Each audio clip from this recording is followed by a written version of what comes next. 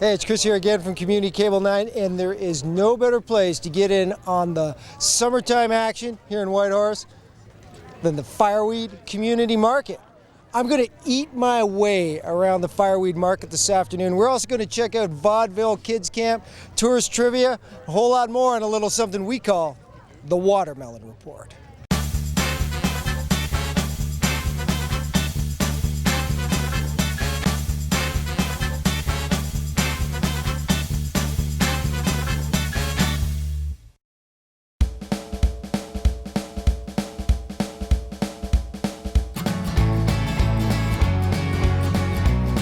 First stop this afternoon, eating my way around the Fireweed Market, Vicky's East Indian Cuisine.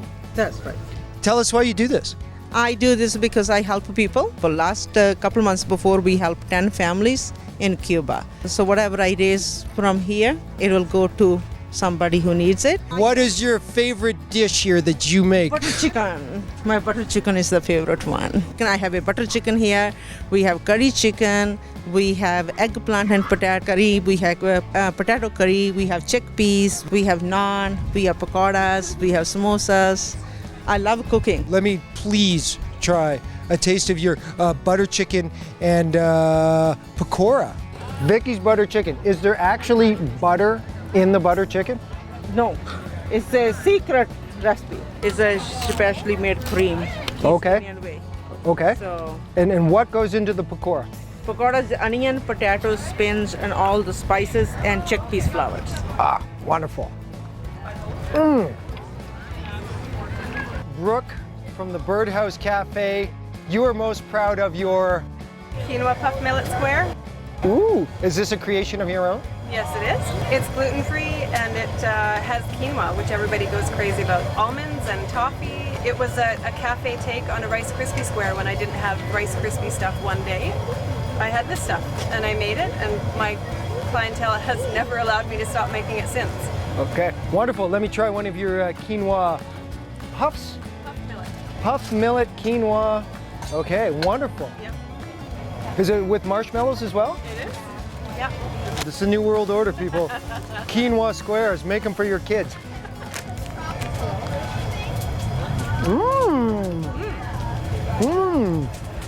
The texture is there. Rice Krispie square, quinoa, a little bit of ancient grains Yes. in your new Rice Krispie square. Thanks, Brooke. Thank you. Oneida and Giannis from Washington State are here to try their luck with Yukon tourist trivia. First question, what are you eating if you're eating a piece of bannock? Well, you could be eating some fruit, like blueberries and raspberries, Saskatoon, and flour and meat. I'm not sure, but I'm going to go with caribou. That was gonna be my guess. Oh. Some kind of baked bready thing, I think. You guys are good, very good. It's a fried bread. Well done. 1 for 1. See, this is easy. Which one of these places is in the Yukon? Fort Norman, Fort Selkirk, or Fort Yukon? Trick question. I feel like the Fort Yukon's a trick. Fort Selkirk. Selkirk. I'd go with Fort Selkirk. Okay, sure. Fort Selkirk, very good. Ding, ding, ding. You can't eat your way around the Fireweed Market without running into the gluten-free world. So Colin, Kathleen, tell us how all this got started for you guys. Well, Kathleen is celiac, and when we got married, we just decided we wouldn't have any gluten in the house. But it's really hard to go without, the basics like, muffins, brownies, bread. So we decided to learn how to bake it. It tasted so good, and we thought we'd share it with people. So what's the specialty here? Well, personally, my favorite is the brownies because I have a real sweet tooth, so it's real fudgy. I would love to try a gluten-free brownie. What's the ingredient of a gluten-free muffin? I don't know if I can share that. No. Actually, we list all the ingredients for all our items. So for the brownie, there's sugar, cocoa, margarine, just to keep it dairy-free. And then the mix of flours is chickpea flour, cornstarch, and white rice flour. Sorry, yeah. So, and lots of eggs. And what's the verdict? You're gonna need lots of milk with that. Yeah. That is rich. Yeah. That is rich and delicious. Wow. I have new respect for the world of gluten-free. Thanks so much. No worries. Thank you. Time to get a little Dutch. We're at the Fireweed Market. Gary and Carla. And what do you call these treats that you make? These are called poffertjes. Actually, Carl was the Dutch person. I'm really a bit of an imposter, but I'm Dutch by marriage. So, recipe dates back 200 or 300 years in Holland. Whole idea is it's made fresh in front of you. It's not a pancake, ladies and gentlemen. It's a poffertje. But to be honest, my wife is the one who does most of the work. This is the easy bit. So you, Carla, are responsible for the recipe of these, how do you pronounce it again? Poffertjes. Yeah, I'm originally from Holland. Used to eat them with the children in Holland, with the grandparents and the parents, and I thought it's a good idea to bring them to the Yukon. Took us a while before people realised what they were, but they now know. Now they're eating them like wildfire here on Thursday afternoon. The grill's actually imported from Holland. Some of they have different sized grills. They have them on festivals, street corners, where get-togethers happen. The proper chef, he gets his ladle, he starts pouring from front to back, and then he cuts each one so that he ends up with 10 separate poffertjes. Unfortunately, I'm not that good, so I have to put it in separately. They usually come out like a poffertje should do. It doesn't take too much skill. The only skill involved is not throwing them off the side of the grill or burning them. Then I'll flip them on the plate, hopefully try and get all 10 on there, pass them to my wife. She will put the melted butter and the icing sugar on.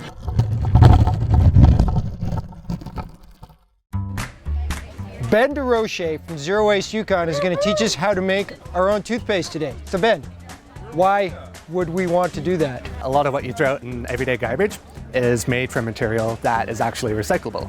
So our normal toothpaste tube, it is made out of plastic and aluminum, both of which are recyclable, but put together in a lot of everyday consumer products, you can't recycle it, you have to throw it out.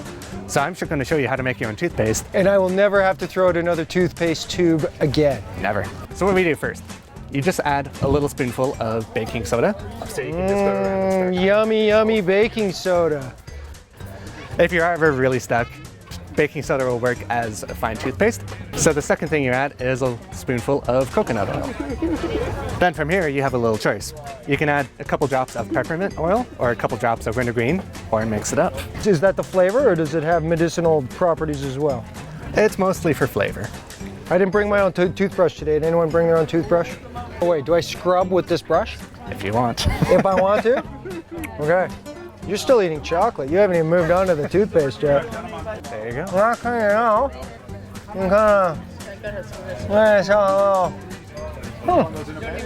It's a little different. It's a little different, yeah, I'd say it's a little different. No baking soda, that's kind of strong, but it's effective. But this kind of shows you that you don't need to rely on typical products that are disposable for everything. You're right. You can make things yourself. You can make yourself, make your own toothpaste, save the world. What is the name of the large historical boat by the bank of the Yukon River? Oh, we just passed that. No, we were going there. Yeah, that's where we're going next. Halloween, I don't know. Is it WW Klondike? No. Klondike something. I don't know. I have no idea. No clue. Yeah, we should have studied more. That's pretty good. It's called the SS Klondike. Okay, we're gonna give you that one, Alice. Okay, you're 2 for 3. One more, and you win. You get the money. What qualities do you portray if you are a Chichako?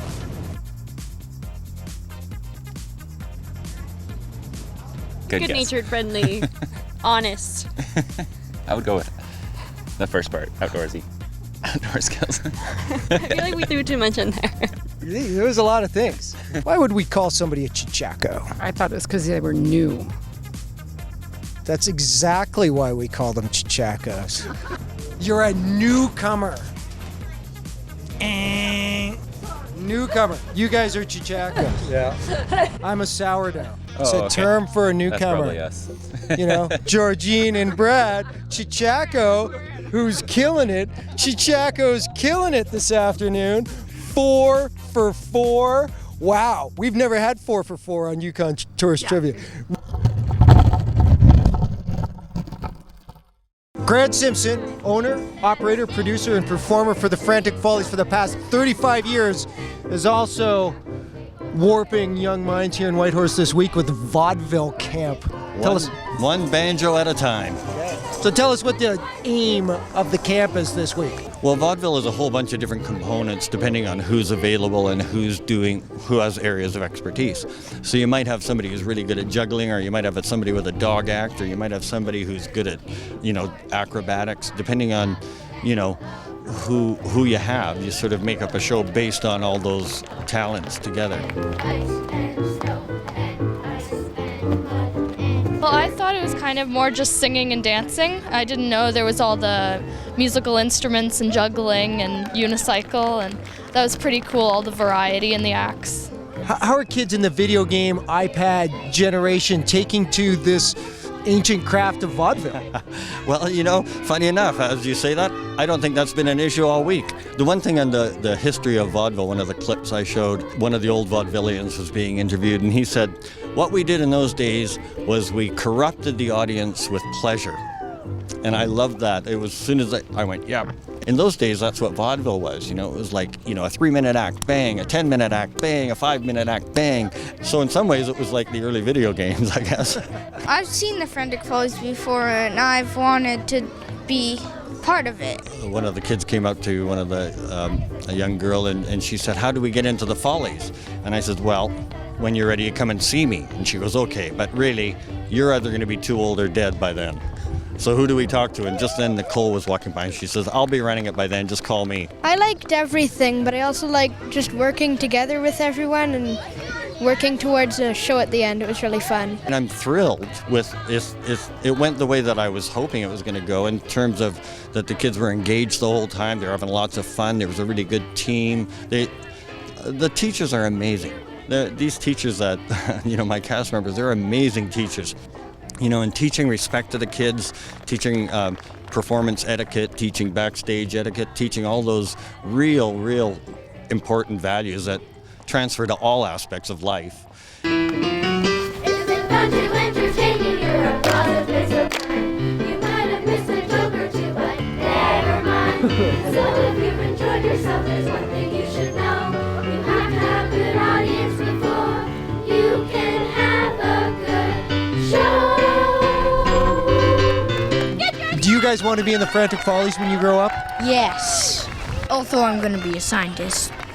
I also want to be a comedian / scientist.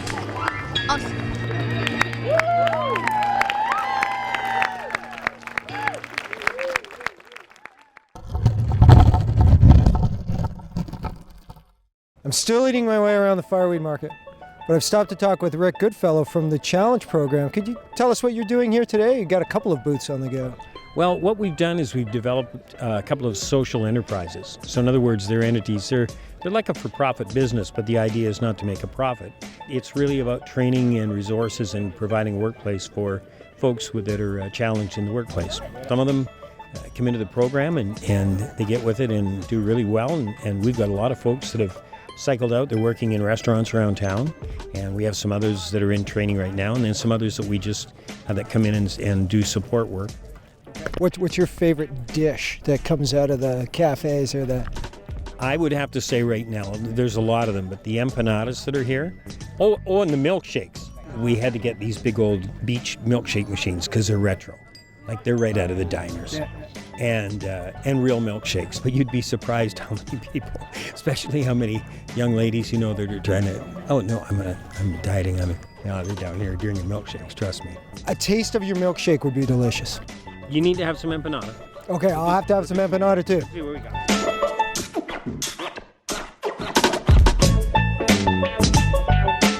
Tropical milkshake. Empanada Bridges Cafe. Thanks, guys. I'm gonna test out this tropical milkshake with the real mango puree. That's a real milkshake when it's worked to actually get it up the straw. Oh, that's the real deal. No eating trip around the Fireweed Market would be complete without a stop at kettle corn. Katie, you are the queen of kettle corn in the Yukon Territory. What's the secret behind this deliciousness? I don't know if I can share all my secrets, but it's a little sweet and a little salty, so we're just light on the flavor, and that seems to get people hooked. Right, okay, thanks. You're welcome.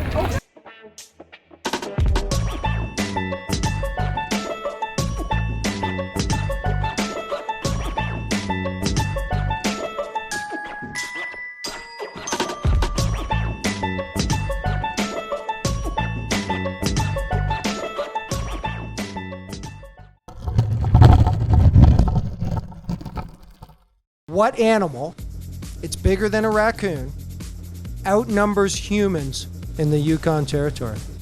Could it be a beaver? It's got to be the beaver. Is it bigger than a raccoon?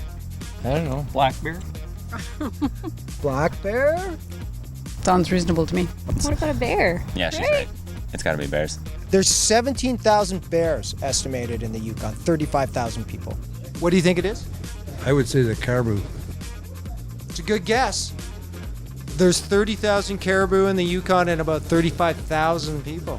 The answer, there's 70,000 moose in the Yukon Territory. Moose?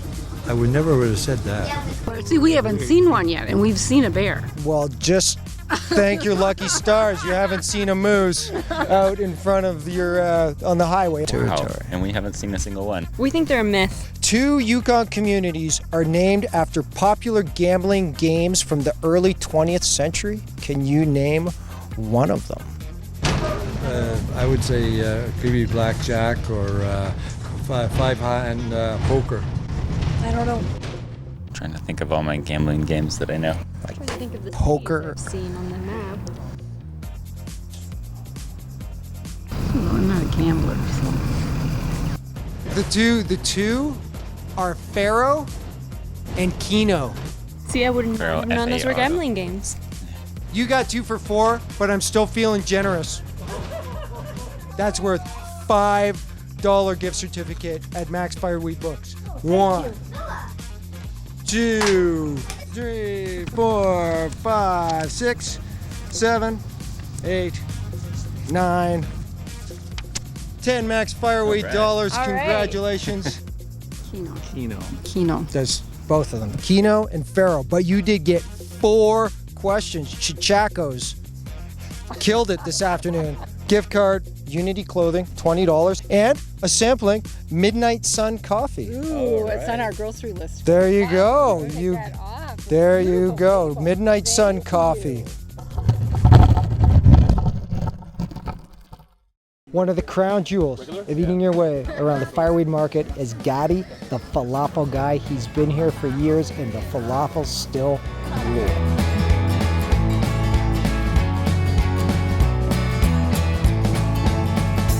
Gadi, how long have you been doing this at the market? It's about 10 years now. Is this the same falafel Whitehorse is known and loved all the time? It's more or less the same, but you know, it depends on the spices. I all the time have to change it slightly, right? You not always get everything. So what is the main ingredient in the falafel? Mostly chickpeas. And most of the Middle East they use chickpeas, then spices and herbs. I don't put any flour or breadcrumbs in the falafel. And that's it. And then what are your selections of toppings? Mostly tahina. Tahina, it's the most important. Hummus, spicy tahina. People like spicy stuff. This is cabbage with olive oil and lemon and Ceylon. It's a date-based sweetener, so no sugar. The onion has sumac on it. Always people ask me what is the red color. So it's just the berries, it's no food coloring. God, it's falafel. Can't do better than this. Fireweed Market, Thursday afternoon. Nancy here is, what's the name of your business? It's only natural. I see you have butter tarts. I have wonderful butter tarts, yes. Are they only natural butter tarts? Well, they have butter and I'm sold. That's all I need to know. okay. They got butter, they got raisins. And then we have jam, and a lot of it is wild berry jam, and I have picked the berries myself. We have wonderful bread, chewy on the inside, crusty on the outside. I can't eat everything in the market today, but thank you. You will enjoy the butter tarts. I've never met a butter tart I didn't like. Right, okay. It's only natural butter tart. Oh my God. Beautiful, honey. Oh, eating my way around the Fireweed market. I just barely made it. Falafel, shawarma, gluten-free brownie, delicious Indian food, quinoa puff squares, kettle corn, and a tropical milkshake. Till next time, I'm Chris McNutt. Thanks for watching The Watermelon Report. Oh.